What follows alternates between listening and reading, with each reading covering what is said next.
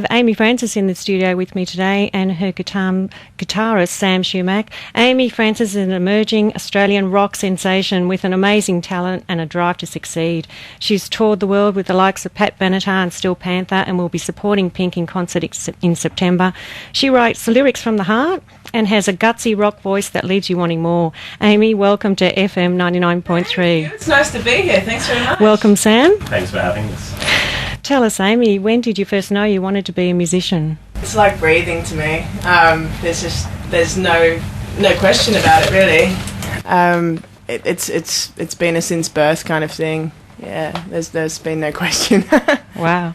And you've chosen to leave your management, but it seems that you're not fazed by the ups and downs of life and the life of business. Who inspires you? Life inspires me, I think.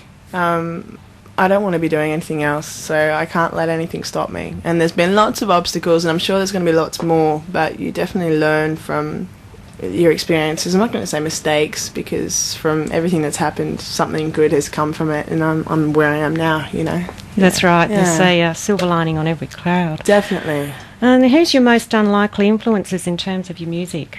I don't know if it's unlikely, but Steven Tyler from Aerosmith is a massive influence. So I love him. Yeah, vocally, his stage presence, everything about him really is just really inspiring. But that being said, I'm inspired by literally anything I see, anything I hear. I you know, a lot of people pick on commercial radio, and I just try and take the best from everything. So yeah, you're so lucky to have such a creative mind. You've got to, you know. What's your song process like?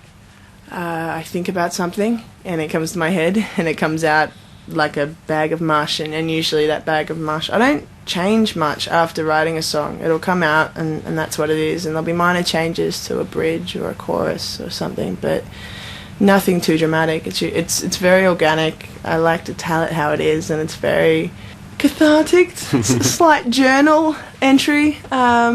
And it's what it is, yeah. Awesome. Do you ever have an epiphany at, say, 3 in the morning and you say, oh, I've got this idea, I have to write it down now? All the time. All the time. That's a standard thing. Definitely a night girl for sure. You're up, you know, it wakes you up. It's like, okay, well, no one's getting sleep tonight, you know. Yeah, most rock Sorry, legends neighbours. are like that. Yeah. So your 2008 album, Something Like That, was engineered by George Marino in New York, and your music has taken you to London, where you've played at festivals, and to the US to support Steel Panther. How does one so young accomplish so much? Are you just really determined? I'm so driven. Okay. This is it. Yeah. This is it. 24. If I could have more hours in the day, it would be to music. And I think you need to be this driven to get to where you want to be. A lot of musicians give up, and it's because they don't have the drive, or because you need a lot of energy, a lot of passion, a lot of drive to succeed, just because it is such a grueling industry. And I think without that, nothing's going to get done. I'm managing myself, like I said, so it's a 24-hour thing for me. Are you getting smarter at that? Yes. I'm learning, and I'm learning I have to sleep. Aimee, turn your emails off and go to bed. You know? Stop writing. Yeah, exactly. And because I'm managing myself, it's the whole business process as well as the musical process. So you really do have to teach yourself to stop. And, you know, the gym helps. I go and I run, and it makes me stop thinking, and then I do meditation and all the rest of it. And all of it just seems to calm me down. It's like, okay, you need a couple of hours in your day where you don't actually email potential venues or write a new song, because you need that break, you know. Yeah. And Sam, what's it like for you to be part of Aimee's world? Yeah, it's great. Like, I started with Aimee in about February. I auditioned and have been with her since. It's just really inspiring working with somebody who is so driven. I've worked with countless bands sort of thing over the last 10 years, and this is the first band I can honestly feel like somebody's more driven than me to succeed, which, you know, is one of the most inspiring things you could ever ask for. That's fantastic. And as an independent artist, Aimee, how much of your time goes into promoting your music? I don't have a life apart from this. We've got, I think it's close to 25 dates on this Australian tour coming up in September and October, and I didn't realise how much of my energy it did take up. I was so sick last week. I just had the flu, and it must have just hit me, and my body must have just gone, stop. And Shut down. It put me in bed, and I was in bed all weekend, and I was just like, I want to be up and meeting people and doing this and doing that, and it just didn't let me. And I was like, okay, so I stopped. And we're on the mend now, but it's a crazy process. Because the music business part of it is really consuming, isn't it? Yeah, definitely. And that's why it's really hard to find management that can do what I do, I guess, just because it is my life. I don't expect someone to have this much time at the moment to focus on my thing, so I'm doing it whilst I can, Yeah. So tell us about your Losers Game Australian tour. It starts on Sunday with the pink dates. We've got Awesome. 1245, September 1245 with her, and then September 6th is the official Sydney date for us at Spectrum. And our last date of the tour is October 24th at Frankie's, which is also another Sydney date. So busy, and I've tried to cover as much ground as possible. We just had another gig booked yesterday, so we're now going to Coffs Harbour, which will be great. And it's busy, really busy. So how does it feel to know that you'll be the support act for Pink in the coming weeks? It's not a bad feeling at all. It's exciting. Yeah, no, it's really exciting. Really exciting. So touring must be a costly exercise when you're an independent artist. How do you go about raising the funds for that? I work a lot. So my day job... You need more than 24 hours, I think.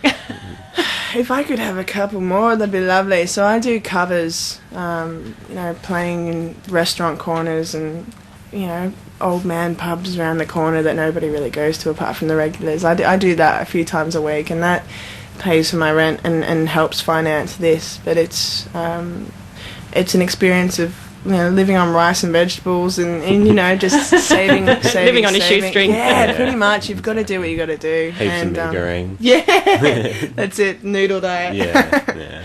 Yeah. Do you have any great touring stories from being on the road?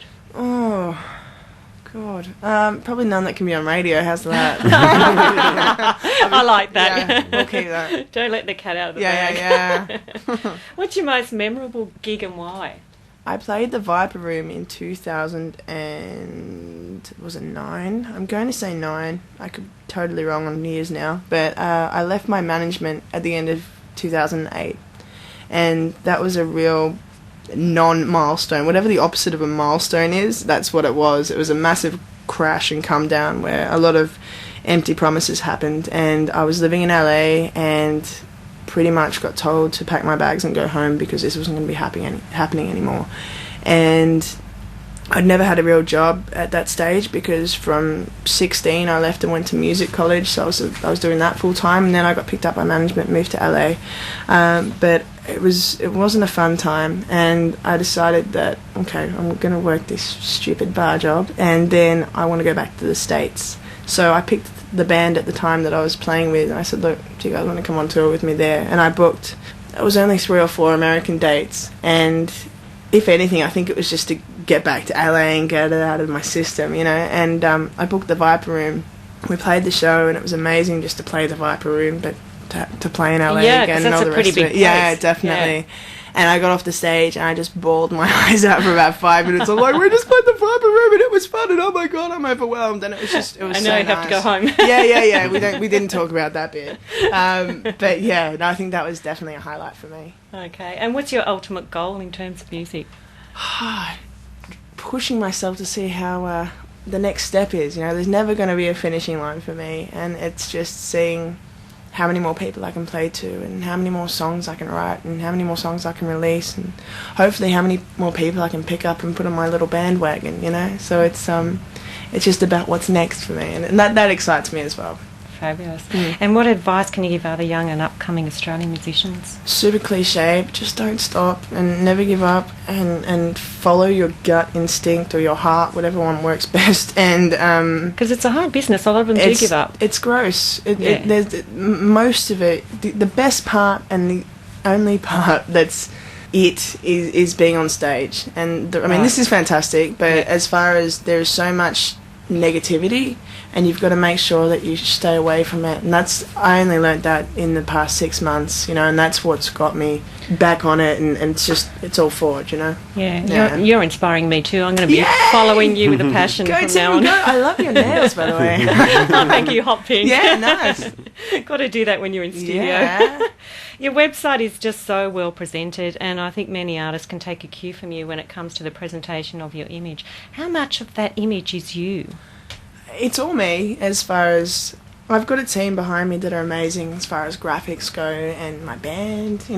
I've got people around me that inspire me and they have that positive effect on me. And pretty much when it comes to graphics and image, I've always wanted to stay true to myself. Because if you don't stay true to yourself, then no one else is going to believe what's going on. No one's going to believe you. No one's going to believe your songs. And so I guess what I did is I went to the pros and said, look, graphic designer Jenny, you're wonderful. This is who I am. This is what I'm about. This is what the song's about. I love these colours. I've got this vision in my head. Go. And she came back and did a great job, and we did minor fixes, but it's all me. It's just done to the best of everybody's ability. It's definitely not it's my name, but there's so many people around me that are helping me out, and I'm always thankful for that. Yeah, it's very effective.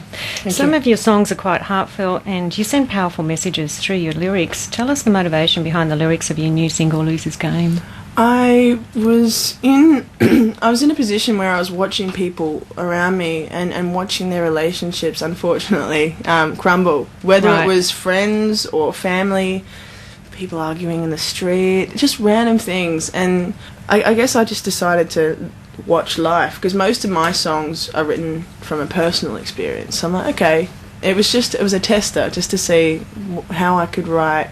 The emotions were still coming to me because I was like, I feel really sorry for these people or whatever. But it was basically watching people's experiences, and for once in my life being cynical about love, because I'm the biggest romantic ever, and most of my songs are about heartbreak, but I'm still always, yes, love, fairy tales, heart, wonderful, which I still am. You've got to have hope. Yeah, totally. I think that's, again, another super positive side of me. Yeah, it was just kind of being cynical for once, which was interesting. Yeah, well, we'd be really honoured here if you could sing it for us. Oh, I think we can do that for you. For sure. All right. Okay.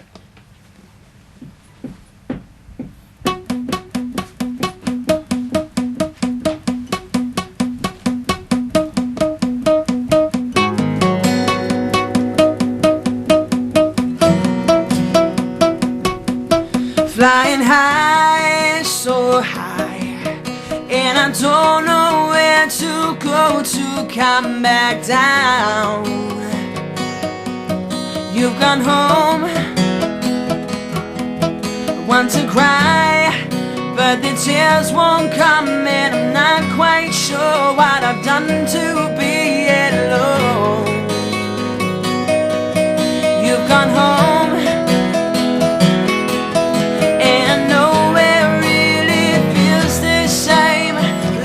such a loser's game. I'll never win.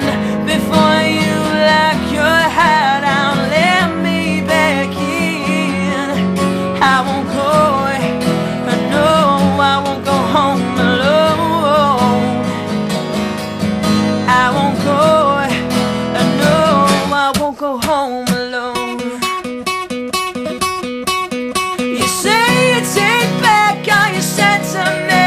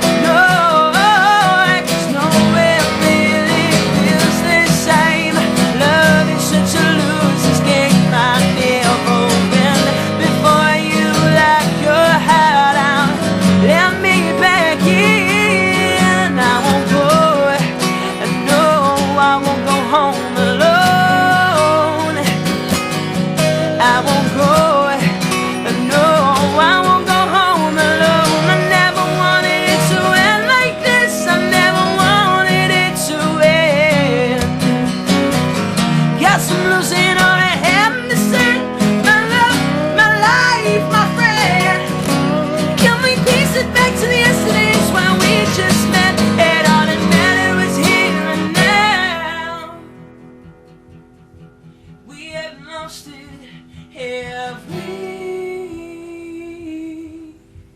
Nowhere really feels the same. Love's a loser's game, I never win. Before you lock your heart out, let me back in. I won't go home alone. I won't cry, no, I won't go home alone.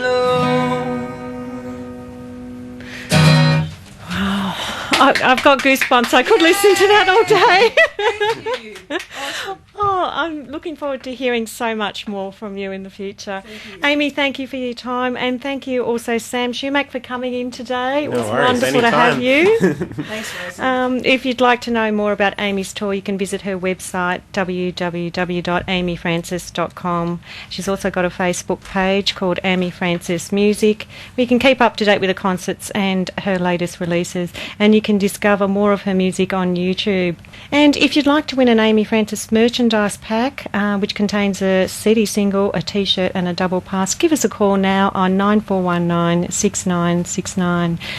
Stick around, guys, because coming up next we're going to be playing some more Aimee Francis and some funky Motown tunes. You're on FM 99.3 Northside Radio.